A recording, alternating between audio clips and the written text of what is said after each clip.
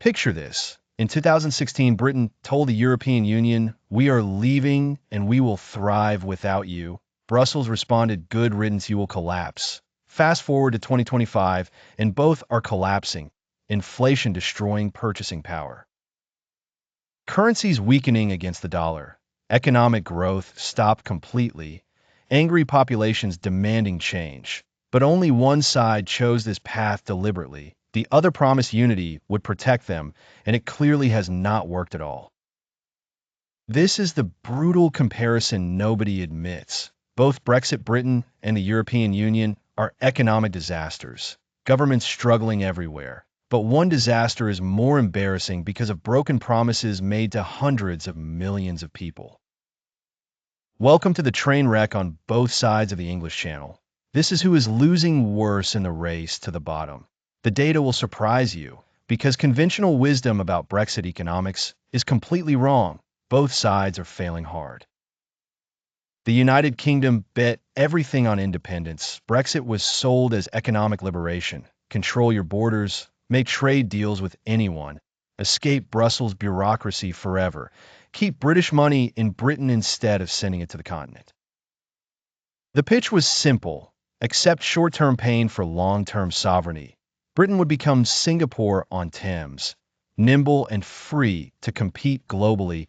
Brexiteers promised this during the campaign and kept promising it after the vote when reality started hitting. What actually happened after Brexit?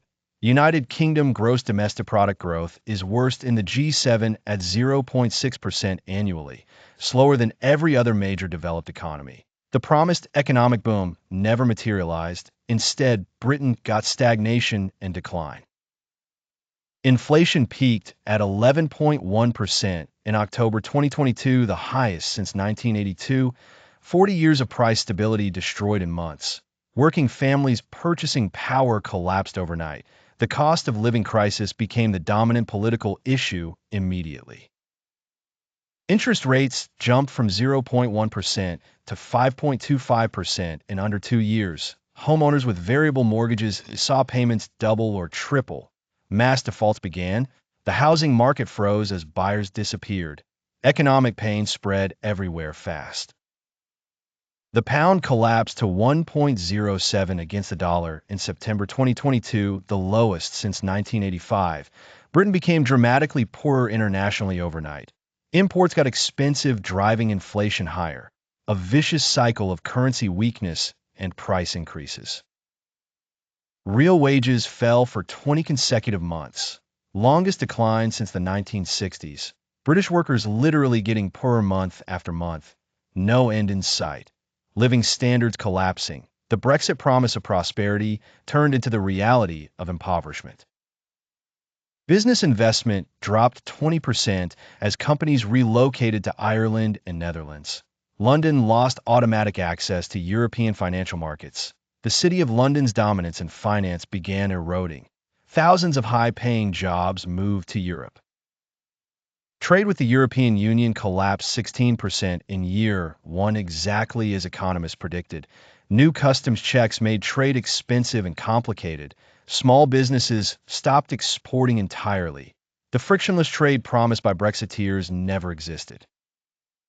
Labor shortages everywhere, from hospitality to healthcare to construction. Crops rotting in fields, care homes closing, restaurants reducing hours. The National Health Service faced catastrophic staffing with record waiting times. Brexit immigration controls backfired badly. But hardcore Brexiteers still argue we knew costs would come. We control immigration now, we make regulations, we keep our money. Give it time, maybe 10 years, maybe 20, but eventually independence pays off. Sovereignty matters more than GDP, they insist. Now the European Union side of the disaster. Brussels insisted the Union would be stronger without troublesome Britain demanding special treatment constantly. The remaining 27 nations would be unified, efficient, competitive. Britain would beg to rejoin within 5 years. 3 years later, the European Union looks worse than Britain in almost every metric. This shocks people. European Union growth is 0.5%, even slower than the United Kingdom. The promised strength through unity completely failed to materialize at all. Germany, the economic engine, is in recession for first time since 2020. Industrial production fell 10%. Factories closing, companies relocating to United States and Asia. The German manufacturing miracle is ending. Decades of success reversing rapidly now. Volkswagen announced historic factory closures for first time in 87 years. BASF moving production to China. Siemens cutting thousands of jobs. The German model that worked for decades is collapsing in real time, and nobody knows how to fix it properly. France burning with riots over retirement age rising from 62 to 64. Mass strikes paralyzed the country for weeks. Garbage piled in Paris. Macron barely survived, no confidence votes. Approval rating collapsed to 28%. Political crisis deepening daily. Italy has debt at 145% of GDP, rising every quarter. Government cannot afford basic services. Schools crumbling, hospitals lacking equipment. Default risk increasing monthly. Bond spreads widening dangerously. The Italian economic crisis is permanent now. Youth unemployment catastrophically high across southern Europe. Spain 28%, Greece 26%, Italy 23%. Entire generation locked out of jobs with no hope. They're called the lost generation. Millions of young people with no future at all. Energy prices exploded after Europe cut off Russian gas. Households paying 3 to 4 times more for energy than before. Energy-intensive industries shutting down permanently. Moving to places with cheaper power, Europe losing industrial base rapidly. The euro weakened from 1.18 to 1.05 against the dollar. European purchasing power collapsed. Inflation hit 10.6% across the Union. European Central Bank raised rates, crushing southern nations even more. The currency union creating more problems than solving. The European project is fracturing politically. Far-right parties winning in Italy, Sweden, Finland. Hungary, Poland in open rebellion against Brussels. Netherlands elected anti-European Union coalition. France might elect Marine Le Pen next. Unity falling apart. Hey, quick pause. If this comparison is opening your eyes to how bad both sides are doing, hit subscribe. Drop a comment telling me which economy you think is more screwed, United Kingdom or European Union. I genuinely want to hear your thoughts on this disaster. Here is the critical difference. The United Kingdom chose economic pain deliberately. Brexit was a democratic decision. British voters said we accept short-term costs for sovereignty. When economy struggles, Brexiteers can say this is the price we knew we would pay. But what is the European Union excuse for disaster? They chose to stay united, promised unity brings strength and prosperity. Brussels spent decades saying the single market protects everyone. Collective bargaining makes Europe strong. This was the core promise repeated endlessly.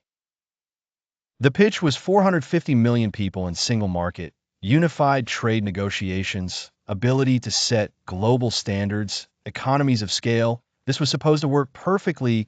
Unity was supposed to be the answer to everything, protection from economic shocks and competition. Yet despite staying together, despite single market, despite promised benefits, the European Union performs worse than the country they said would collapse. Worse growth, worse unemployment, worse energy crisis. Every metric shows European Union failing harder than Britain. Germany in recession, France in chaos, Italy drowning in debt, Spain with 28% youth unemployment. This was the successful model, the vindication of unity, proof staying together works better. Instead, it proves the European Union model is fundamentally broken completely. The problems are structural and deep: demographic collapse, regulatory overload, lack of innovation, energy dependence on hostile powers. These cannot be fixed by political arrangements. No union can solve populations aging faster than anywhere else on Earth currently. So who is actually doing worse right now? Objective data shows both are disasters, both failing populations, but European Union failing while claiming unity is strength, while promising staying together protects them. The gap between promise and reality is absolutely massive. At least Britain can say we are suffering because we chose independence over prosperity knowingly. We understood costs. European Union suffering despite choosing unity, despite all promises about protection through staying together. This makes the failure far more damaging politically. Which means the problem is not Brexit at all. The problem is Western Europe has deep structural problems no political arrangement fixes. Aging populations, unsustainable welfare promises, dangerous energy dependence, lack of innovation compared to United States and Asia. These problems exist whether in union or outside, whether using euro or pound. No political structure fixes demographic collapse with not enough workers supporting retirees. No union creates energy that does not exist, both systems facing the same underlying impossible mathematics. The real story nobody admits is both Britain and Europe are in terminal decline, living standards falling, populations getting poorer. The only question is which decline you prefer, the decline you chose democratically or the decline you were promised repeatedly would not happen.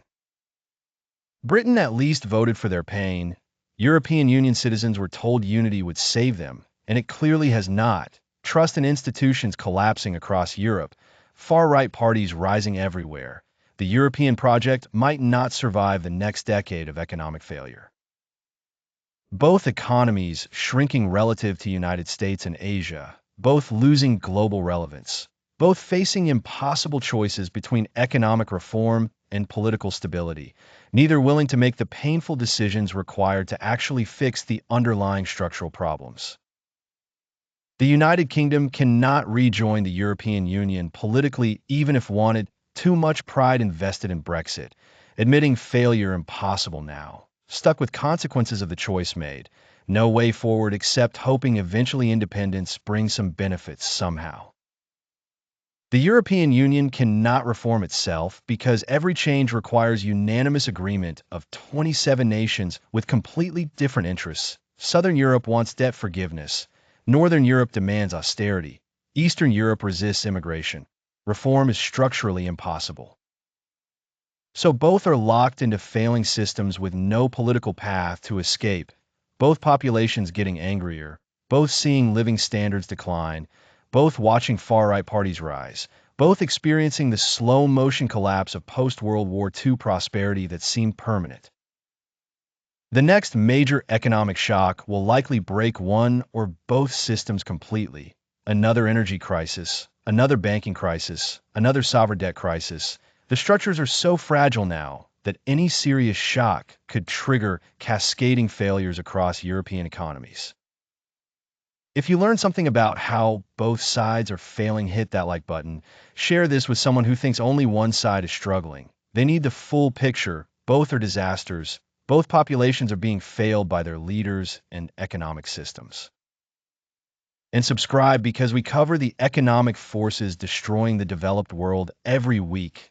No propaganda, just data and analysis. See you in the next one where we cover which European nation will economically collapse first. It is going to be brutal.